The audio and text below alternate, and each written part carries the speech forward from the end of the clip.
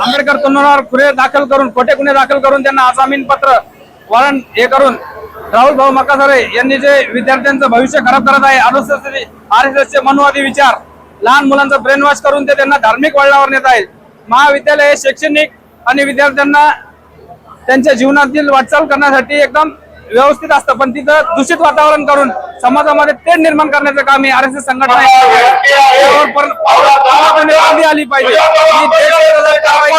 आहे। आणि इलेक्शनच्या टायमाला दोन समाजामध्ये तेढ निर्माण करणं आणि गरीब लोकांचं, आंबेडकर तरुणांचं आयुष्य उद्ध्वस्त करून त्यांना नोकऱ्या न लागणं, याच्यापासून वंचित ठेवणं आणि त्यांना खोट्या गुन्ह्यामध्ये फसवणूक करून त्यांना दारिद्र्य जीवन जगण्यास मजबूर करणं आणि त्यांच्यावर अत्याचार करणं हे मानसिक आणि आरएसएसची संघटना यांचे वरिष्ठ अधिकारी लोक हे कायम गरिबाला गरीब आणि मोठे मोठे अधिकाऱ्यापासून वंचित ठेवतात। यांचं शैक्षणिक नुकसान कसं व्हावं, आंबेडकर तरुण आज जागरूक झालेला आहे, यांना माहिती आपण लिखाण वाचन करून मोठ्या पोस्ट पर्यंत आपण जाऊ शकतो, पण हे यांना धर्माच्या नावानं वेळ करून यांना दंगलीमध्ये अडकवून यांचं घरदार उद्ध्वस्त करण्याचं काम हे षडयंत्र करत असतात। या संघटनेला पूर्णपणे बंदी करण्यात यावी हीच वंचित बहुजन आघाडीची मागणी। आणि राहुल मकासारेचा खोटा गुन्हा दाखल केला तो पोलीस प्रशासनाने तत्काळ मागे घ्यावा। मनोवादीचा विचार झालेला हा देश चालत नाही, हा देश डॉक्टर बाबासाहेब आंबेडकरांच्या संविधानानुसार चालतो आणि जोपर्यंत संविधान आहे तोपर्यंत आम्ही मनोवादी लोकांना मानणार नाही आणि यापुढे त्यांच्या दडपशाहीला कोणी मोरे झुकणार नाही। जय भीम, जय संविधान, मनोवादी मुर्दाबाद।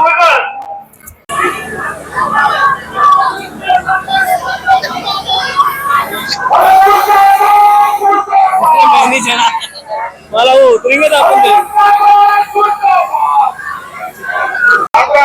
सारख्या संघटना तो संस्थेचा अधिकार करून उच्च नीतीचं राजकारण आणून पाहतोय, विद्यार्थ्यांमध्ये धार्मिक भावना पेरू पाहतोय, धर्माचा द्वेष पेरू पाहतोय। तो द्वेष या ठिकाणी आणि जे लोक इथं धोका पसरवतात, जे नफरत पसरवतात, ते धार्मिकता निर्माण करतात, त्यांनी कायदेशीर पद्धतीने स्वतःची नोंदणी करावी या मागणीसाठी आज आपण या ठिकाणी जमलेलो आहोत।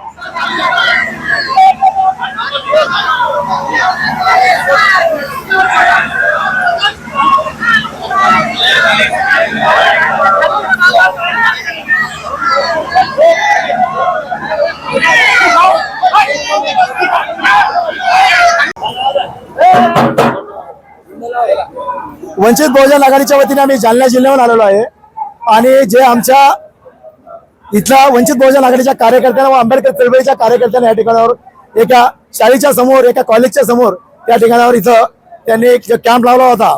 त्या कॅम्पला, या आरएसएसच्या कॅम्पला उधळून लावण्याचं काम आमच्या वंचित बहुजन आघाडीच्या कार्यकर्त्यांनी केलं। त्याच्यावर पोलिसांनी गंभीर स्वरूपाचे गुन्हे दाखल केले, ते गुन्हे रद्द करावा आणि आरएसएसला या देशातून हद्दपार करावा यासाठी वंचित बहुजन आघाडी मोठ्या ताकदीसह रस्त्यावर उतरलेली आहे। आम्ही जालन्यातून युवा आघाडी, वंचित बहुजन आघाडी, मी युवा जिल्हा अध्यक्ष जालना, विजय लहाने, वंचित बहुजन आघाडी युवा जिल्हा अध्यक्ष जालना। आपल्या आंदोलनाची दिशा असणार आहे, त्यामुळे जोरदार एका मोठ्या डॉक्टर बाबासाहेब आंबेडकरांचा भारतीय संविधानाचा भारतीय लोकशाहीचा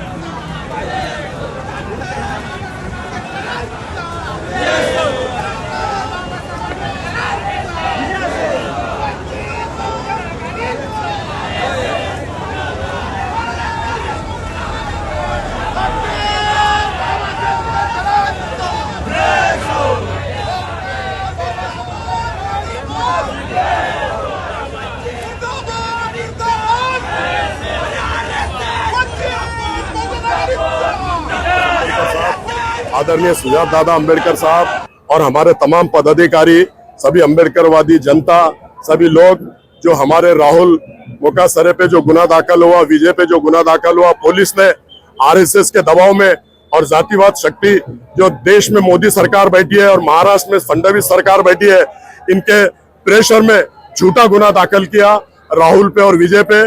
वो गुना वापस लेना चाहिए और वो गुना वापस नहीं लेते तो आज हम शांति मोर्चा निकालने के लिए यहाँ पर आए हैं। कल रास्ता रोको करेंगे, जेल भरो आंदोलन करेंगे और ऐसे जुल्म अन्याय अत्याचार ये मनुवादी लोग करेंगे।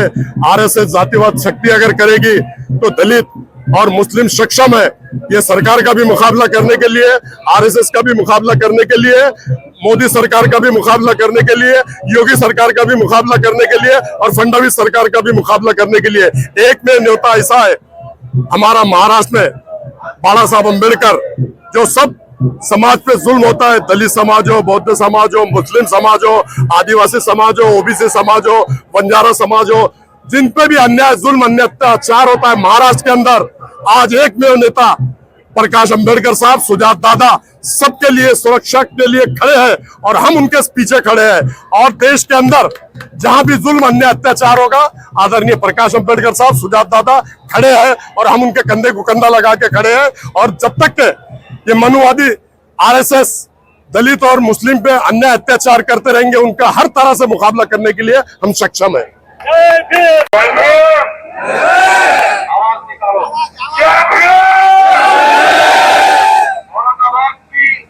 ऐतिहासिक धरती पर छत्रपति शिवाजी महाराज के पुतले के नीचे अम्बेडकरवादी इतिहास रचने के लिए और ये बताने के लिए कि ये जमा हुआ मजमा ये कोई पल नहीं, ये कोई क्षण नहीं, ये होने वाला आंदोलन है मनुवाद के खिलाफ और आरएसएस के खिलाफ और अम्बेडकरवाद पूरी ताकत के साथ और इनको दिखाएगा कि ये देश संविधान से चलेगा, ये देश अम्बेडकरवाद से चलेगा और देश में अम्बेडकरवाद को मानने दलित, आदिवासी, एससी, एसटी, ओबीसी सारे मिलकर यहाँ पर जमा हुए हैं सिर्फ एक मांग को लेकर कि आरएसएस वालों कम से कम अपना रजिस्ट्रेशन तो बताओ। अभी कम से कम रजिस्ट्रेशन एक संगठना को जब चलाना है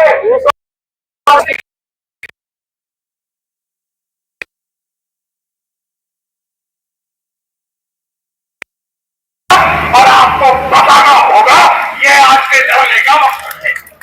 और इस देश में ये देश सिर्फ और सिर्फ संविधान से चलेगा, ये जताने के लिए, ये बताने के लिए आज का ये धरना आंदोलन है। इस औरंगाबाद की धरती से शिवाजी महाराज के पुतले के नीचे खड़े होकर मैं एक आवाज देता हूँ कि आरएसएस मुर्दाबाद ही मुर्दाबाद है और मुर्दाबाद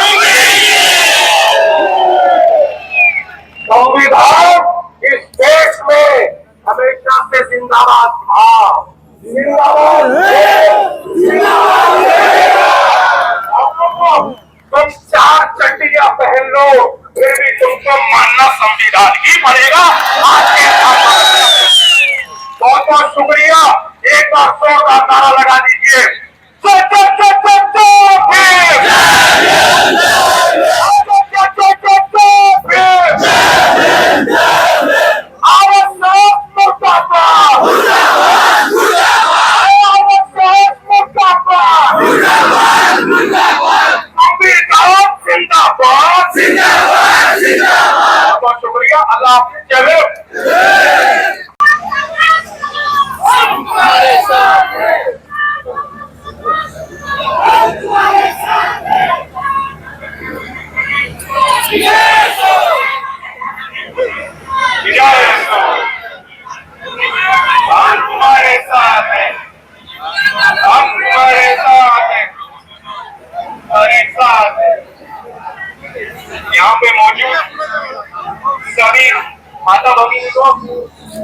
सभी साथीदारों को, और इस लड़ाई में सारे साथीदारों को मेरा क्रांतिकारी भाइयों, साथीदार, मैं आप सभी का शुक्रगुजार हूं। मैं आपके तक खाता हूं कि आप ऐसे ऐतिहासिक मोर्चे में शामिल हुए कि भारत के इतिहास में ये पहला मोर्चा है जिसने कभी किसी ने हिम्मत की है आरएसएस के ऑफिस में मोर्चा जाने की, और ये हिम्मत करने वाले सिर्फ आप लोग हैं। और इसीलिए मेरे को भाइयों, हम सबको समझना होगा कि हम आज यहाँ पे मौजूद क्यों हैं और इसके पीछे घटना क्या है। कुछ दिनों पहले आरएसएस के कुछ कार्यकर्ता थे जिन्होंने एक एजुकेशनल इंस्टीट्यूट के सामने, एक कॉलेज के सामने रजिस्ट्रेशन डेस्क लगा के विद्यार्थियों का रजिस्ट्रेशन करवा दिया। उनके पास कोई परमिशन नहीं थी। वंचित बहुजन आघाड़ी के कार्यकर्ता वहां पे गए और उन्होंने पूछा आपके पास परमिशन है क्या? और जब उनको पता चला कि आरएसएस के कार्यकर्ताओं के पास कोई भी रजिस्ट्रेशन की परमिशन नहीं है, तब उन्होंने कहा कि आप ये इलीगल एक्टिविटी कर रहे हो, आप कॉलेज में इलीगल एक्टिविटी कर रहे हो और आप यहाँ से चले जाओ। और वंचित बहुजन आघाड़ी के कार्यकर्ताओं ने आरएसएस के कार्यकर्ताओं से वहां से आगे भागा दिया। और भाइयों, यहाँ यह सिलसिला खत्म नहीं हुआ। वंचित बहुजन आघाड़ी के जो कार्यकर्ता थे राहुल मकासर, यहाँ के आरएसएस के मनुवादी लोगों ने भाजपा के सरकार के लोगों को पकड़ के, पुलिस प्रशासन को पकड़ के राहुल मकासर से नॉन अवेलेबल ऑफिस से बंद किया गया है। भारत में स्टूडेंट में, विद्यार्थियों में हमेशा बहस होती रहती है, स्टूडेंट ऑर्गेनाइजेशन में हमें, लेकिन ये पहली बार हुआ है कि एक छात्र पर नॉन अवेलेबल ऑफेंस लगाया गया है। दादा खाली बस उनको से शूट करना। और इसके खिलाफ, इस आरएसएस के खिलाफ आज यहाँ पे हमने ये जन आक्रोश मोर्चा निकाला है। और भाइयों, इसमें मजे की बात आप सबको ये समझनी होगी कि आरएसएस वहाँ पे रजिस्ट्रेशन कर रहा है। आरएसएस ने एक रजिस्ट्रेशन का डेस्क लगाया था। जिस ऑर्गेनाइजेशन का खुद का रजिस्ट्रेशन का पता नहीं है, वो किस मुंह से रजिस्ट्रेशन मांग रहे हैं, यही मेरे को समझ में नहीं आ सकता। और दूसरी तरफ आरएसएस से चार मांगे हैं। आरएसएस से हमारे कुछ अहम सवाल है कि अगर आप छात्रों का रजिस्ट्रेशन ले रहे हो, अगर आप रजिस्ट्रेशन ले रहे हो, तो हम ये डिमांड करते हैं, हम ये मांग करते हैं कि आप इस देश में भारत सरकार से रजिस्टर्ड हो या नहीं, ये हम सबको खुलेआम बता दो। और अगर आप रजिस्टर्ड हो तो कौन से एक्ट के मुताबिक रजिस्टर्ड हो, कौन से सेक्शन के मुताबिक रजिस्टर्ड हो, ये भी हमको बता दो। और अगर आप रजिस्टर्ड हो तो उसका डॉक्यूमेंटेशन या सर्टिफिकेट भी हमको दिखा दो कि आप भारत देश के संविधान के हिसाब से भारत देश में रजिस्टर्ड है। हमारा दूसरा अहम सवाल है कि आरएसएस की दशहरा पूजा में जो हथियार पाए जाते हैं, जो ऑटोमेटिक वेपन्स पाए जाते हैं, तो सिर्फ भारत की आर्मी और मिलिट्री के पास होते हैं। ये वेपन्स आते कहां से?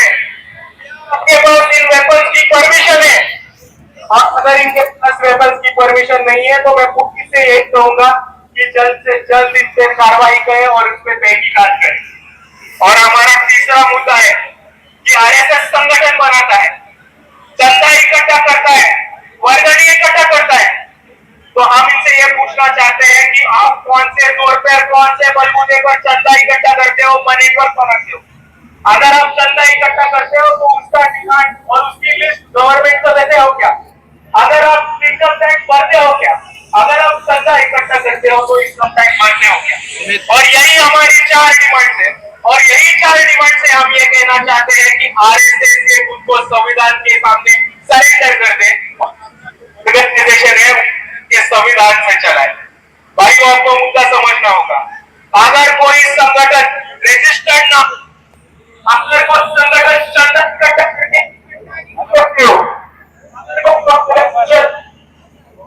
इलीगल वेपन, ऑटोमेटिक वेपन्स, भारतीय आर्मी के वेपन्स अपने पास रखती है विदाउट लाइसेंस, तो क्या उनको टेररिस्ट ऑर्गेनाइजेशन नहीं माना जाएगा? जरूर माना जाएगा।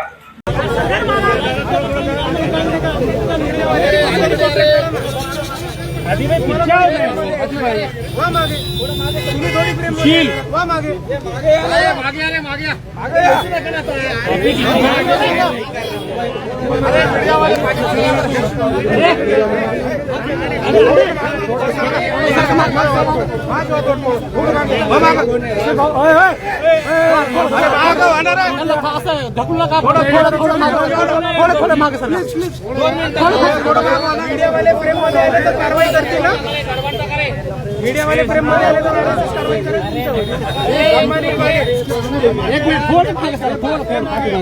तुमच्या कॅमेरामॅनला आधी घ्या सर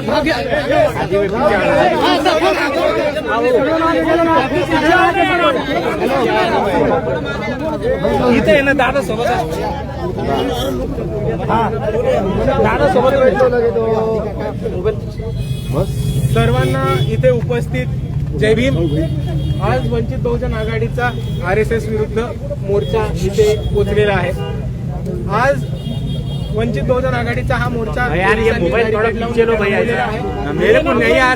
आणले होते ते RSSच्या वतीने पोलिसांच्या वतीने साहेबांनी स्वीकारायचे आमच्या वतीने स्वीकारणे मान्य केलेलं आहे. म्हणून आम्ही हे गिफ्ट हे वंचित बहुजन आघाडीच्या वतीने आणलंय.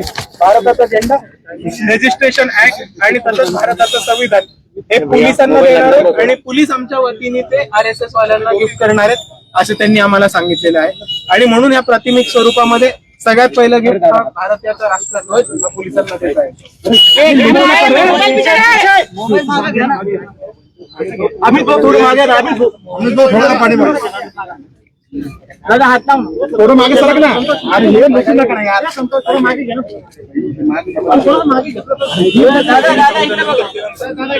ही दुसरी गोष्ट कॅमेरा मोबाईल आणि तिसरी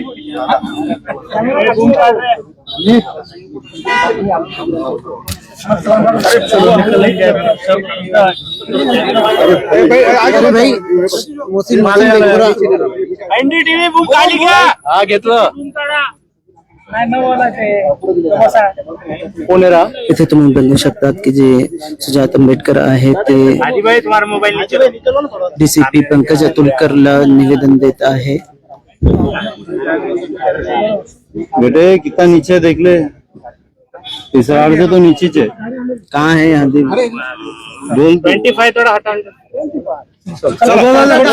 आप सभी को 15-20 मिनट से बोल रहा हूँ कि RSS को कोई निवेदन देने नहीं है.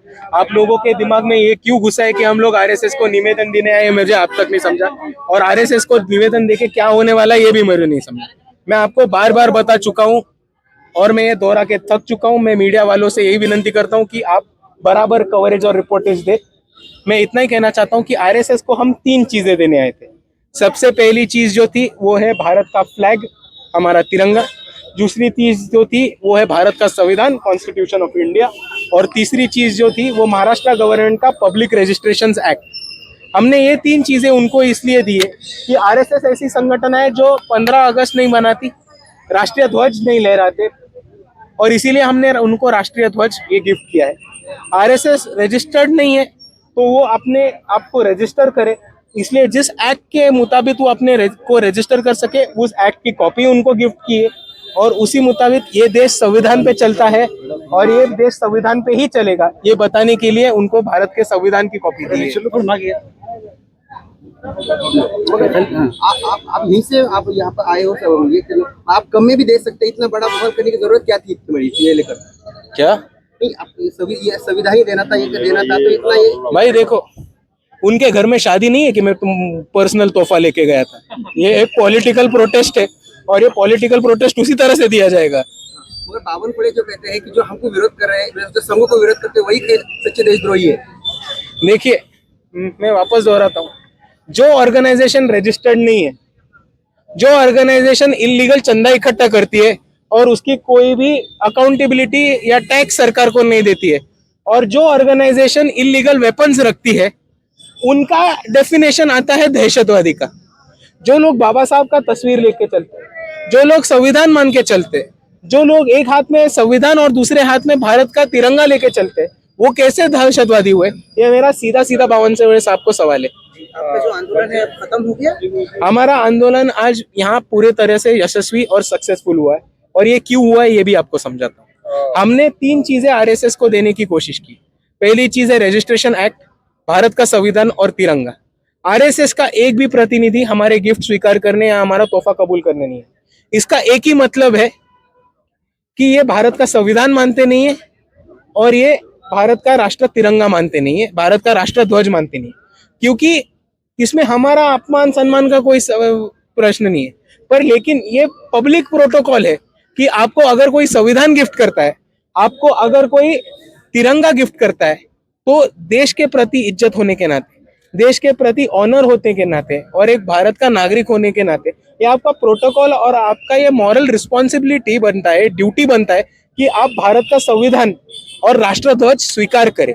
पर जब उन्होंने इन 2 चीजों को स्वीकार करने से इनकार किया है, ये साफ साफ समझ में आता है कि ये इन 2 चीजों के खिलाफ है, और इसीलिए आरएसएस आज सामने ना आके खुद ही एक्सपोज हो गए। ये एक चीज है। और दूसरी चीज हम ये समझना चाहते हैं कि इतना बड़ा जब जन समुदाय निकलता है आरएसएस के खिलाफ, तो महाराष्ट्र में नहीं तो पूरे भारत में लोगों को विश्वास जाता है, एक ताकत मिलती है कि हाँ हम अकेले नहीं है, यहाँ पे पूरा जन समुदाय है जो आरएसएस के खिलाफ लड़ना चाहता है, और वो लोग हमसे जरूर जुड़ेंगे। ये बच्चे को गुनाह जो दाखिल हुआ है इसके ऊपर आगे की क्या पूरी करेंगे? ये बच्चे के ऊपर, राहुल मकासरे के ऊपर जो गुनाह दाखिल हुआ है उसके हम वो पीछे लो, खारिज कर दो, ये हमारी सबसे पहले मांग है। वो अगर गुनाह खारिज नहीं होता है तो न्यायालयीन लड़ाई, कोर्ट की लड़ाई और उसी तरह से पॉलिटिकल और रास्ते की लड़ाई हम जरूर लड़ेंगे। आपका आंदोलन जारी रहेगा आरएसएस का? हमारा आंदोलन 90s से चालू था और वो आगे जाके बिल्कुल जारी रहेगा। चलो, थैंक यू।